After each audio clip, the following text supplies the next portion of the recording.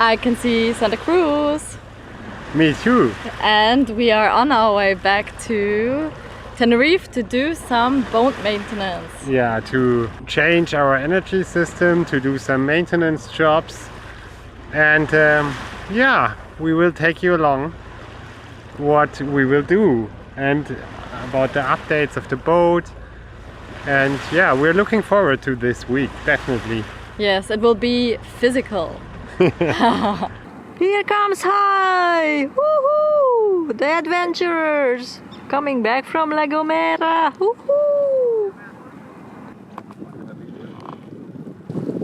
Pat and Frankie.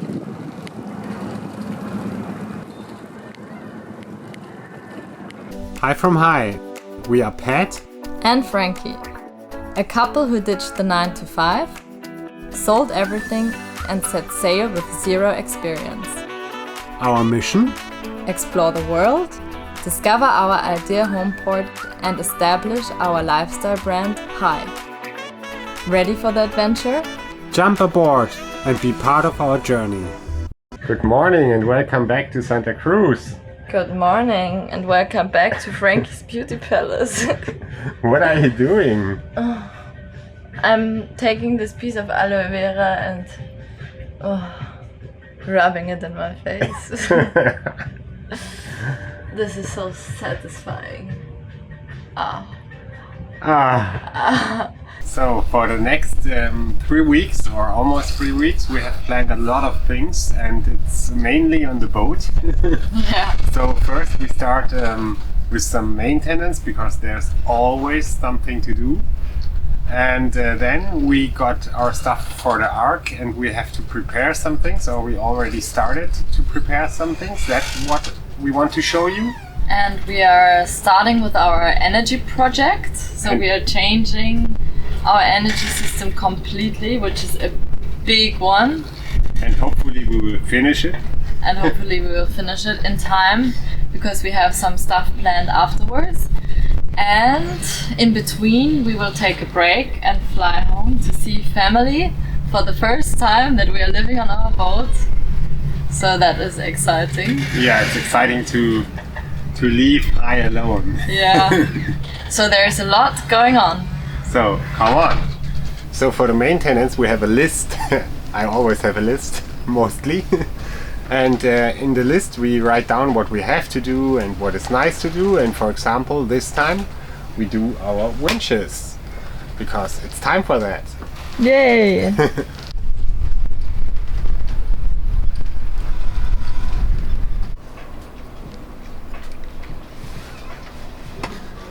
This is how a winch looks like from the inside and all the other parts. In the first view it looks super complicated, but I think a winch is like a super easy technical part because they're just how do you call these? I have no idea. They're just these things and that's it. So you have to build a tower like in your childhood. Stone on stone and then it's done.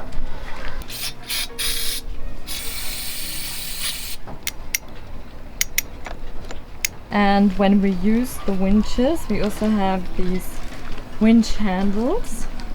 We have them stored here at the sides. And then we put them in here and turn the one way or the other way, depending on if you want it easier or harder to go faster or slower. And that helps us hoist the sail or sheet the jibs. And this is what they are for.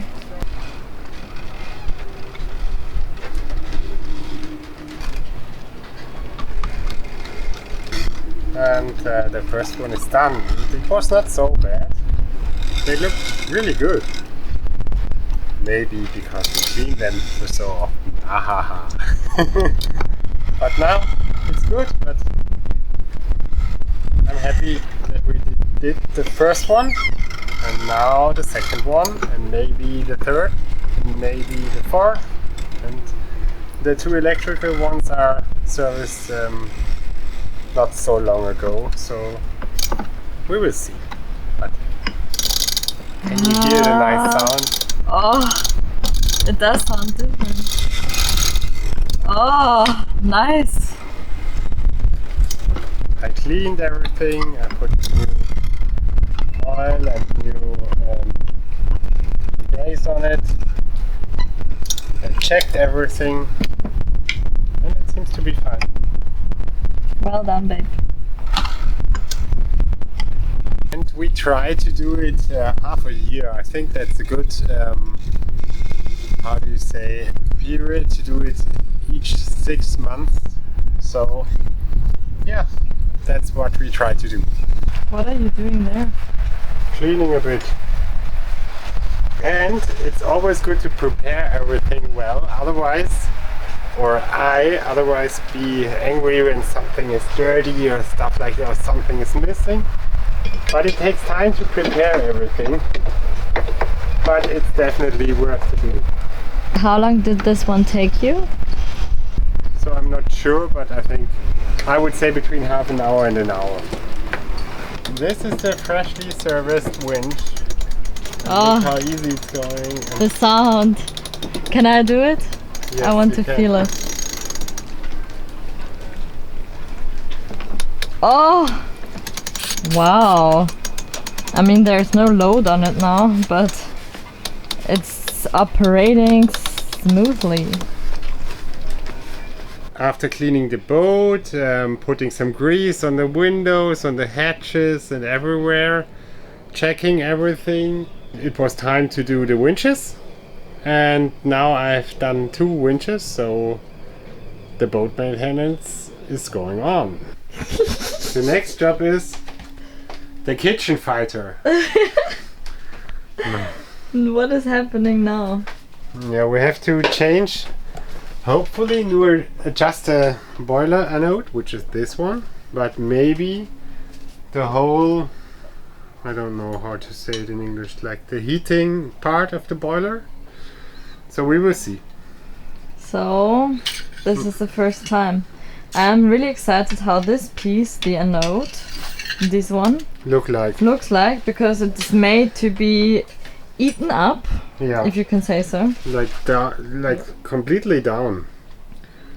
And now we have to check it, because you have to check it each 12 months. That's This the never happened for the last 13 years. No, probably. that's the recommendation of the producer. Let's see. Boiler off. Live from the engine room. So this is the boiler. This dark green thing. What are you checking? Why there's no water?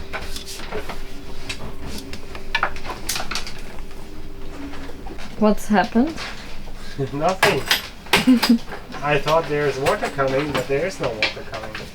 The theory should be that this one is on the bottom of the boiler, and normally the whole water should come out. But it's not coming. But it's not coming.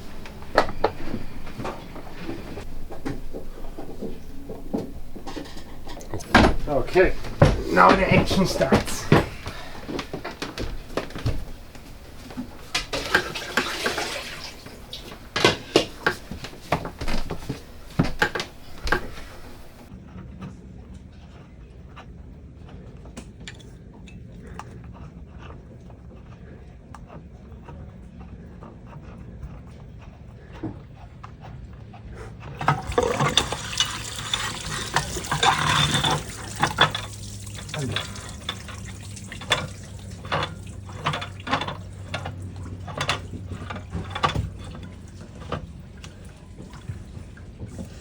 That's it. Was it hot? No, it's funny. That was like a waterfall.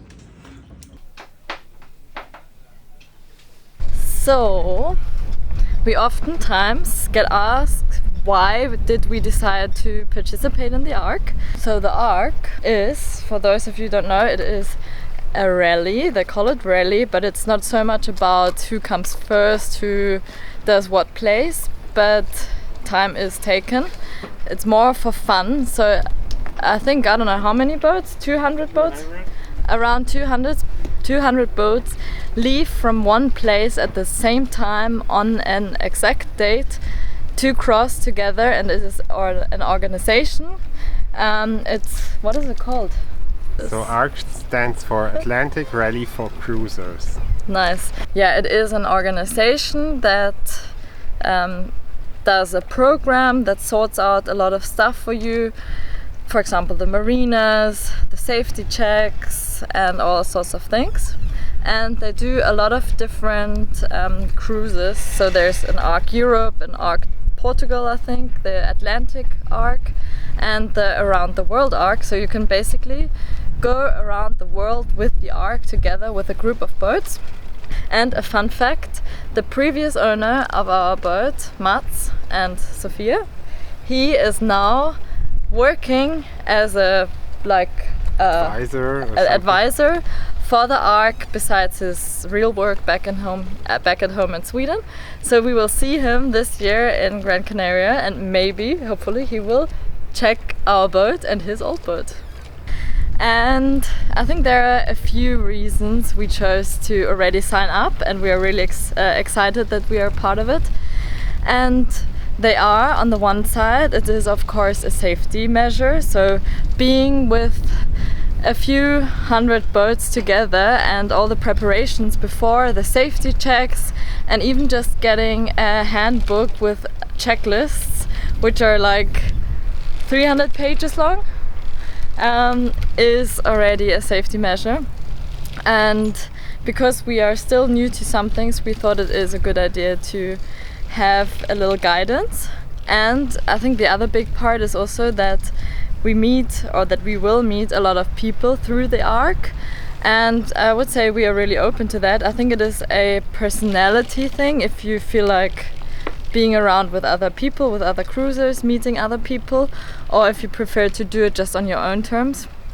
Of course, there are pros and cons to doing the crossing with the ARC or doing it by yourself. But yeah, we chose to do it with others, and we will hopefully meet nice people, which we will see again maybe also after the crossing in the Caribbean. And we are just looking forward to all the stuff that is going on before the ARC even starts. So this is why we chose to do it with the ARC, and yeah, we're looking forward to it. It is less than half a year. Time is flying. We are at home. I'm preparing I don't know how you call it, a sweet bread, like a brioche for tomorrow, because tomorrow we are changing our energy system and we're starting with that. So, Hello.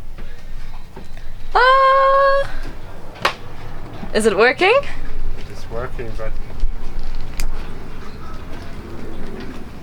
That's not so bright. but it's warm. Is it? Yeah. It looks like something you can heat food with. I'm excited during the night, but it's waterproof, Uh-huh. and it's an aqua signal light, which is connected here. So it seems to be good. Pat is checking or starting to check our equipment. He's going through the checklist that the ARC has provided to us. So I do some maintenance, and I check during this if everything is good for the ARC in the November. Here is the plaque for you to know. I'm going to start to make this brioche, and it will hopefully turn out like this. Great Grandma's brioche. What are you checking next? Ah, perfect. This one over here. And you're writing the name on the stuff in case it is found, probably. Yeah.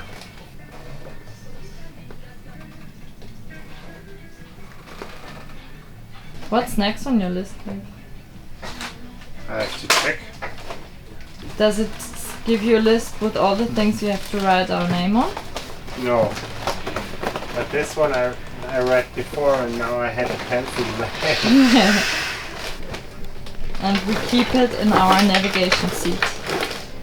Because it's easy to access.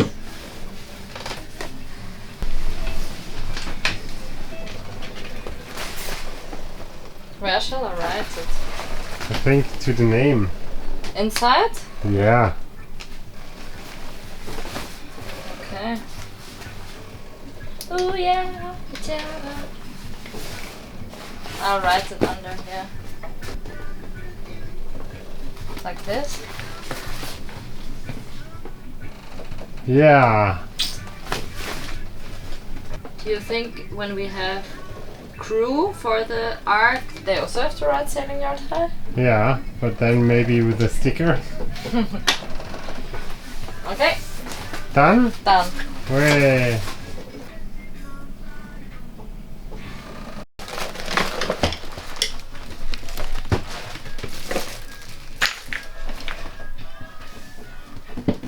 What's happening now, babe?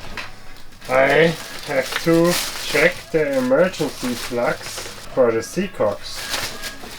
And I will write the name on it to ram it in. And I think I will Attach a line to it? yeah, I'm not sure.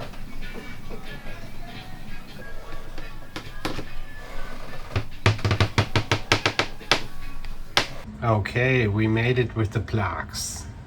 Everywhere is a plug connected to the hose and to the valve. Tomorrow our switch from our change of the energy system starts, and we prepared already the cabins that it's possible to get in and to have the opportunity to take out our generator. And Frankie had the idea to treat our electrician with a nice Brioche? brioche, or how do you call this? I don't know. In German you call this, or in Austrian you call this Stritzel. And Hefezopf, right? So with a nice Hefezopf, a brioche kind of thing, and it tastes super nice, so we are excited now. And take care that you don't burn your hands. Yeah. It's in. It's in? Yeah. Does it touch the... No, No? there's about so much room. Okay. We have to have an eye on it. Hmm. Oh, I hope it's good. We will show you The result. the result. So now we have to check the result. Look at this amazing Stritzel. It's an explosion. Wow, it looks amazing. Are you happy? Yeah. So, to give you some background about our old energy system, I want to explain it in an easy and short way. So we had a generator, we had AGM batteries, 5 AGM batteries with 625 amps. We had solar panels, flexible ones on our Bimini and one flexible and portable one to plug in. And we have a hydrogenerator, and that's it. And the thing was also that all our strong suppliers, our electrical winches, our anchor winch, our bow thruster, everything was connected to our service batteries. That was the situation. Yeah, and then our generator broke down, and we figured out that it was one part which was burned completely. So it was shortly before that part of the boat burned, but it was luckily not the case. So then we rebuilt the part, and we figured out that it's not built anymore, so the whole generator is not built anymore, and also the spare parts. So we tried to find a company where we can order it, and we found one. But then we recognized that the part is almost 4,000 euros until it works again. So we thought, should we really invest 4,000 euros in an old generator, and we do not know how well it was maintained, and is there something else broken and stuff like that? So yeah, the first option to buy just this part was, in our opinion, not the best one. So which other opportunities do we have? We can buy a new generator, a completely new one. We can also go for lithium, or we can stay like it is. And we can stay like it is was also not an option, because we definitely need to use our water maker. We have to use our Starlink a bit more, because we need to work and we need to be connected, and we need the weather updates and stuff like that, and some luxury parts like the AC we sometimes want to use because it's built in, so these kind of things. So to stay like it is was not an option. And there are two more options, the new generator or go for lithium. And the new one, we checked it a lot, but it was not possible to find a generator which fits in the hole where the old one was, because the new ones are always bigger, because the requirements are getting higher and higher. Everybody needs to have more energy, and so the small generators are getting bigger, and so there's just one chance we can put it in the back of the boat, but then we have to build a platform. That is not the big problem, but if we build a platform and put in the generator there, we lose more than half of our storage space. So we decided the generator is maybe not the best option. It costs between 8,000 and 12,000 euros, and it is not very environmental, and is not nice to have it on board because it makes a lot of noise. You always need diesel, you have to maintain it a lot. Yeah, there are several parts, so there's one option left, and this one is going for lithium. So after a few days of no sleep, of thinking about it a lot and talking to so many experienced people, reading a lot, doing a lot of research, we decided to go for lithium. That was our way to go, and we are super excited about that, because it's, in our opinion, it's the future technology for boats. So we will see. Thank you for watching, guys. If you have any questions, please drop them in the comments. We are happy to answer. In next week's episode, chaos unfolds. It was a much bigger mess than we had ever imagined. Hit subscribe to join our biggest boat project ever. We'll take you along step by step to show you the challenges, fails, victory and fun in between. And last but not least, our website is online. Yay! Check it out. www.patandfrankie.com.